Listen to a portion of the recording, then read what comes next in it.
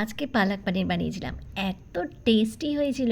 আমি প্রথমে একটুখানি চেখে দেখেছিলাম, তারপরে ভেবেছিলাম যে একটু রুটি দিয়ে খাবো, কিন্তু তারপরে যখন দুপুরবেলা হয়ে গেছিলো তখন তো ভাবলাম একটুখানি ভাত দিয়ে একটু টেস্ট করা যাক কীরকম লাগছে খেতে।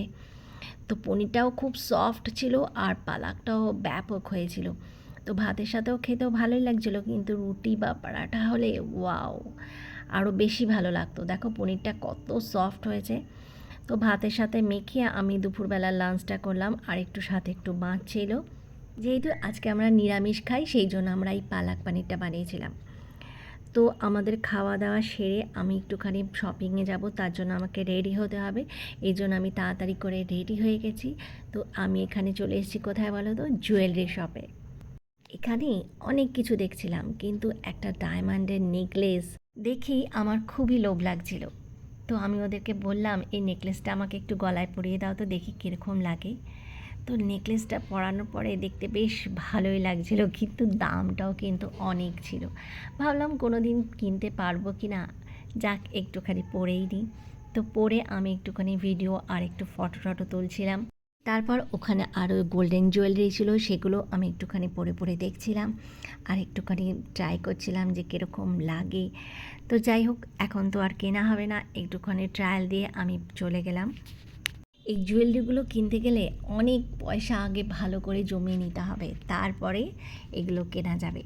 রোজ বিকেল হলেই বিনায়ক ভাইয়ের বাড়িতে যাবে, আর সেখানে ভাইয়ের সাথে একটু খেলাধুলা না করলেই নয়। আর ভাইও যেন ওকে দেখে খুবই খুশি হয়ে যায়, খুব খুশি হয়ে যায়। হ্যাঁ করো। ও মা, আচ্ছা, মধ্যে লাইট জ্বলে তাই?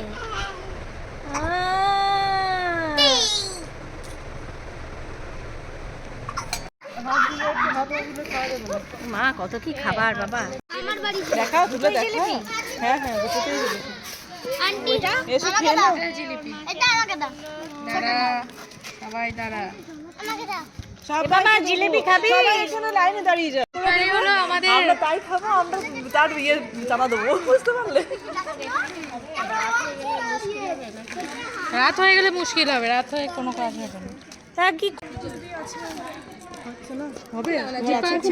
মাঠে কিন্তু আমাদের বেশ জমিয়ে টিফিনটা খাওয়া হয়ে গেছে।